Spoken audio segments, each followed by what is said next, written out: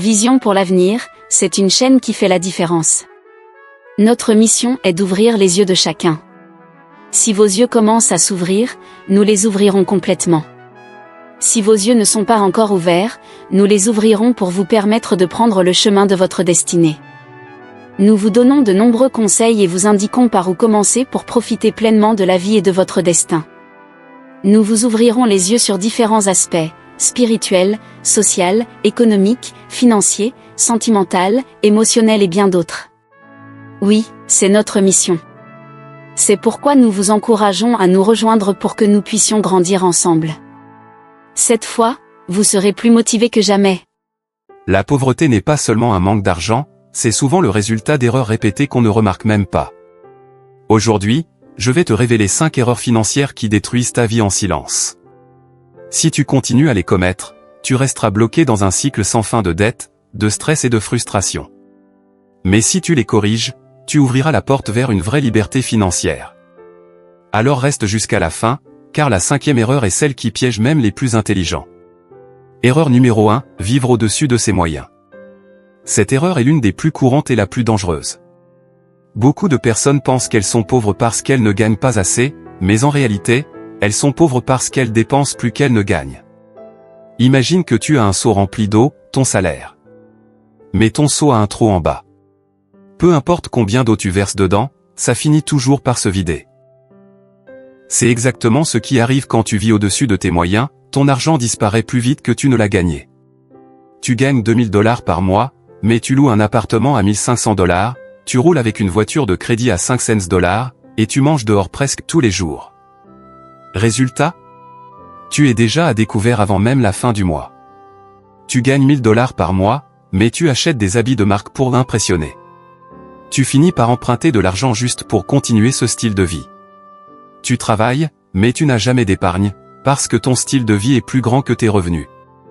Le stress financier, tu vis dans la peur du lendemain, de la prochaine facture, de l'imprévu. Les dettes, pour combler le manque, tu empruntes. Mais les dettes deviennent des chaînes invisibles qui te retiennent prisonnier. Tu travailles uniquement pour rembourser, tu n'as aucune liberté. Tu sembles riche aux yeux des autres, mais en réalité, tu es pauvre intérieurement. Vis en dessous de tes moyens. Si tu gagnes $2000, organise-toi pour vivre avec 1500 $ ou même 1300 $. Le reste, épargne-le ou investis-le. Rappelle-toi, ce n'est pas ce que tu gagnes qui te rend riche, c'est ce que tu gardes. Fais la différence entre besoin et envie. Besoin égale ce qui est vital, logement, nourriture, santé. Envie égale ce qui flatte ton ego, dernier iPhone, chaussures hors de prix, sorties excessives. Apprends à dire non à certaines envies. Il vaut mieux être discrètement riche que visiblement pauvre. Les vrais riches n'affichent pas toujours leur richesse, mais les pauvres en font semblant. La Bible dit, « Celui qui aime le plaisir sera dans la disette, celui qui aime le vin et l'huile ne s'enrichira point. » Proverbe 21 verset 17. Cela veut dire que si tu vis uniquement pour consommer, tu ne construiras jamais rien. Vivre au-dessus de tes moyens, c'est comme courir dans un cercle, beaucoup d'efforts, mais aucun progrès. Mais si tu choisis la discipline aujourd'hui, tu pourras transformer même un petit salaire en un tremplin vers la liberté financière. Erreur numéro 2, ne pas avoir de budget. Beaucoup de gens travaillent dur, touchent un salaire chaque mois, mais à la fin, ils se demandent « Où est passé mon argent ?» La vérité, ce n'est pas que l'argent est petit, c'est que l'argent n'a pas de mission précise. Imagine que tu veux voyager dans une ville inconnue. Tu prends ta voiture, mais sans GPS, sans carte, sans plan. Tu roules, tu consommes de l'essence, tu perds du temps, mais tu ne sais pas où tu vas.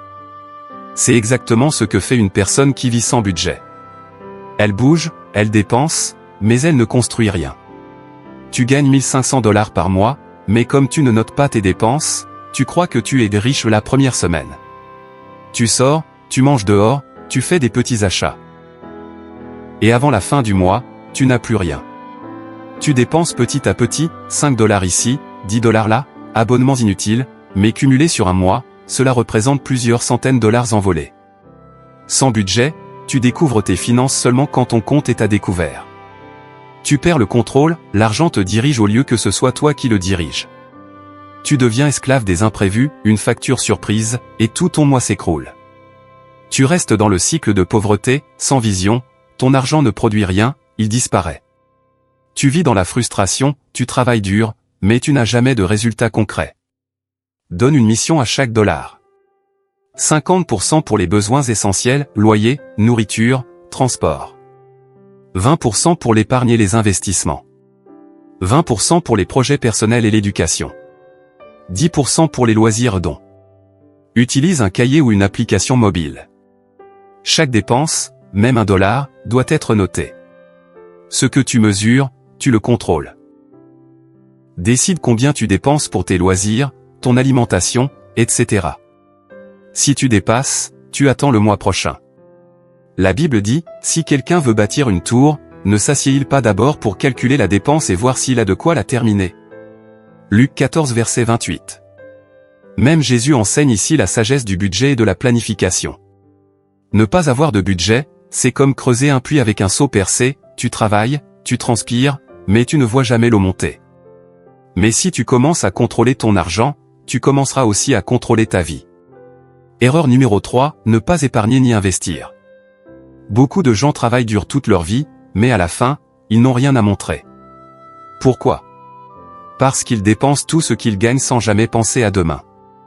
Imagine un agriculteur qui récolte du maïs.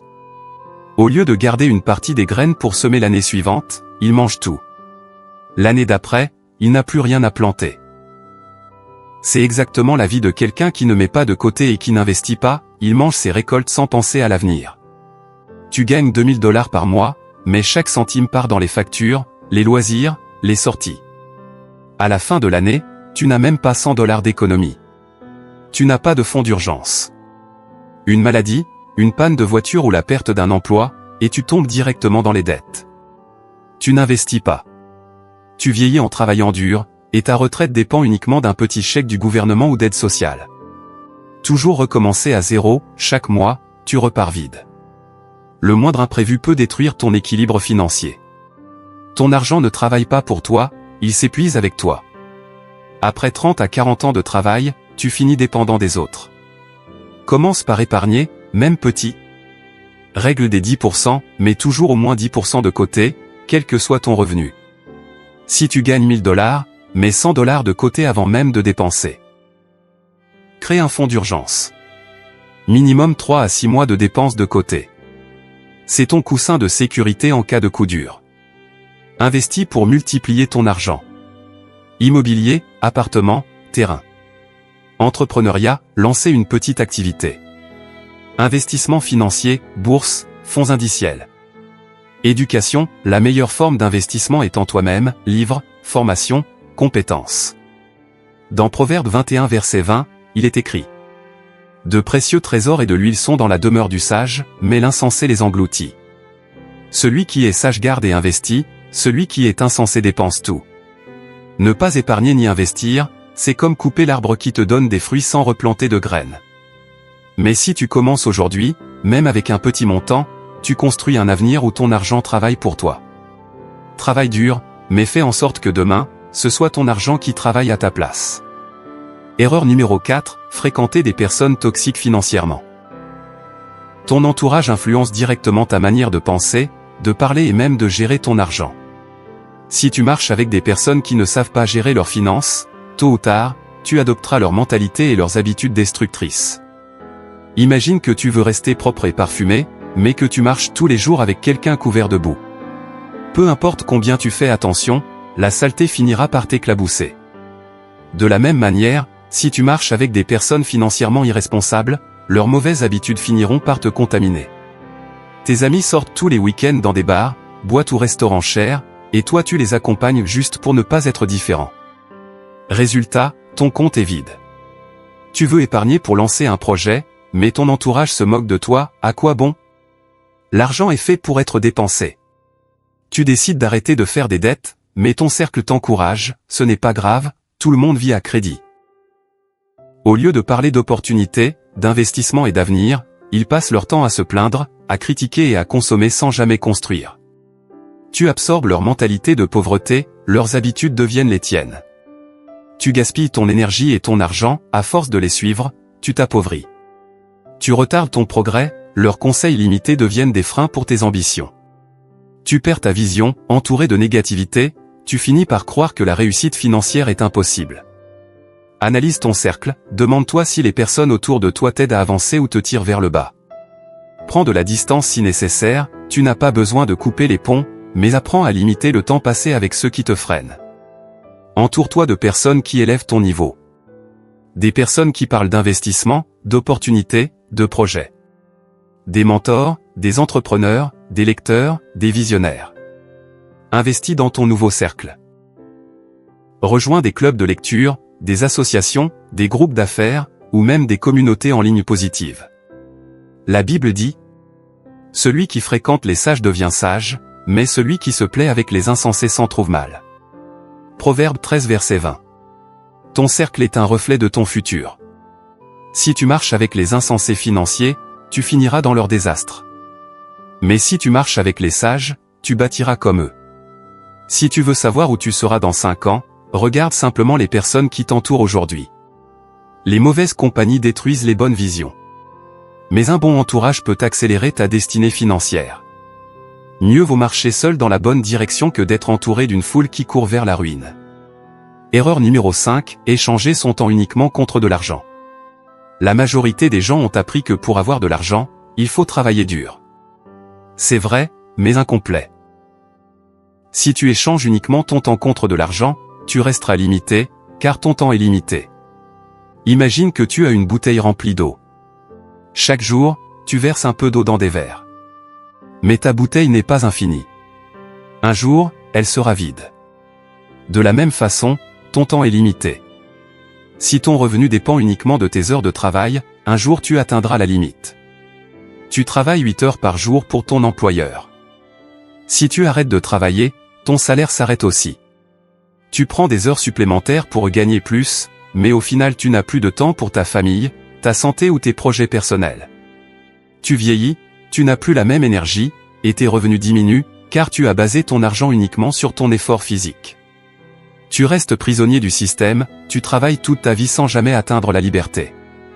Pas de sécurité, si tu tombes malade ou perds ton emploi, tes revenus disparaissent.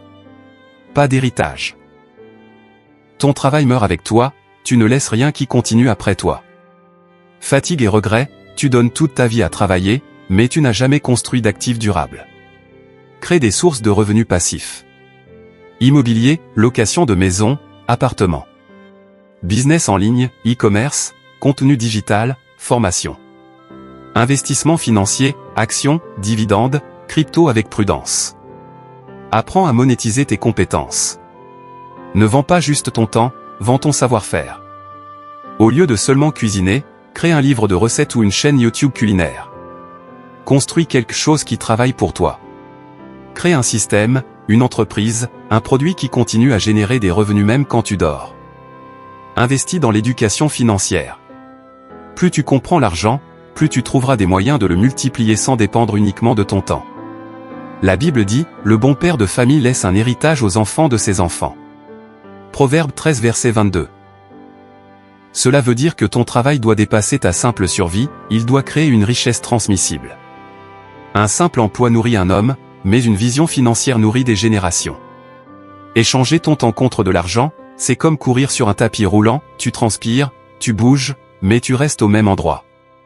Mais si tu crées des revenus passifs, c'est comme planter un arbre, tu travailles une fois pour le planter, mais il continue à donner des fruits année après année.